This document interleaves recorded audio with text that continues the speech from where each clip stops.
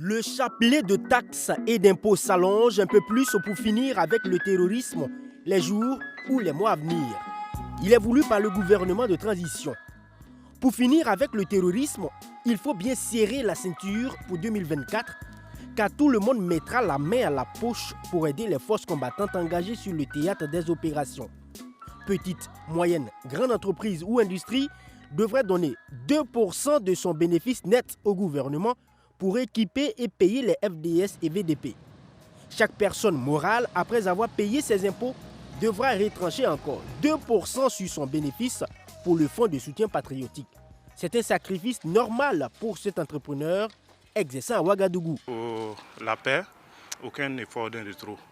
Parce que s'il y a des gens qui ont accepté de donner leur vie pour la survie de ce pays, je pense que pour nous, entrepreneurs, accepter de donner 2% seulement du bénéfice et non pas même de nos marchés, mais du bénéfice, je pense que c'est une bonne idée. Dans la cité de Yendabli, dans le grand est du Burkina Faso, l'idée est aussi jugée salutaire par Alfred Ouango. 2%, c'est acceptable. Pour qu'une entreprise existe, il faut que l'État d'abord existe. Et il faut que le pays soit en toute ses quiétudes. Donc le prélèvement de 2% sur le bénéfice net sur nos entreprises, je ne trouve pas ça comme un problème. Comme un citoyen qui aime son pays et qui veut le revoir stable, le promoteur de l'entreprise GPEB s'aligne derrière cette motivation du gouvernement, mais n'apprécie pas bien la démarche de l'imposition. La nouvelle, elle est venue, nous ne pouvons que l'accepter, mais accepter et assumer sont deux termes bien différents. Voilà. Déjà, je me dis qu'il fallait d'abord réunir les acteurs du monde entrepreneurial, du monde des affaires, pour discuter de cette imposition. Cela n'a pas été fait. Pour lui, le monde des affaires a pris du plomb dans l'aile, au même titre que plusieurs autres secteurs.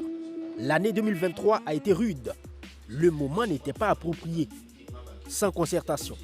Pour une jeune entreprise comme la mienne, qui a déclaré tous ses agents sans exception à la CNSS, qui paye les impôts, qui paye tout ce qui s'ensuit, qui doit se débrouiller pour faire venir sa marchandise qu'elle importe, qui doit payer encore la douane, les taxes policières et autres. C'est vraiment pas facile. Et ce n'était pas le moment de venir renforcer les charges des différents entrepreneurs là, qui déjà, en plus des différents impôts qui sont connus, qui arrivent à rentrer dans la légalité. À Fadangourma, les choses ne sont pas vues d'un même œil, malgré le fait qu'on soit déclaré et fonctionner dans la légalité. Tous voient d'abord le retour de la paix. Il y en a aussi qui ne savent pas de comprendre, qui pensent que non, ça peut faire faillir l'entreprise, pourtant non. Ça peut faire faillir, certes, mais je pense que 2%, si tu peux boire par exemple une bière ou 2 bières par jour, multiplié par les 30 jours, ça dépasse déjà les 2% qu'on va recueillir ou bien enlever sur ton bénéfice. Non, pour moi, l'inquiétude, mais moi je trouve que ça sera peut-être plus tard. Parce que le problème actuellement, c'est la paix d'abord. Voilà, une fois qu'on aura la paix, voilà, les autorités auront besoin de régler certains problèmes, surtout dans l'obtention des marchés. Yannick Laurent Bado ne voit pas d'inconvénient. La forme est encourageante, mais le fond, non. Car la taille de chaque entreprise n'est pas prise en compte dans la contribution. C'est très intéressant, c'est même très bien pour le Burkinabé de contribuer à ce que la paix revienne. Et chacun à son niveau, je pense que GPEB le fait déjà, mais il ne faudrait pas que ça devienne une contrainte. Et la contrainte doit être mesurée et justifiée en fonction de l'entreprise, de sa taille, de son rendement et tout ça. Il ne faudrait pas imposer à une entreprise qui a un personnel de 5 personnes de payer les mêmes charges qu'une entreprise qui a 1000 personnes, un chiffre d'affaires d'1 milliard à une entreprise qui a un chiffre d'affaires de 10, 100 milliards. C'est un peu compliqué parce qu'à un moment donné, le citoyen se dit, bon, est-ce que quelque part, ces guerres-là n'est pas une manière de nous anéantir financièrement? En ce qui concerne la bonne gestion des ressources mobilisées qui peuvent emmener certains Burkinabés à être réticents en contribuant à l'effort de guerre, Alfred Ouango estime que l'argent est utilisé à bon escient.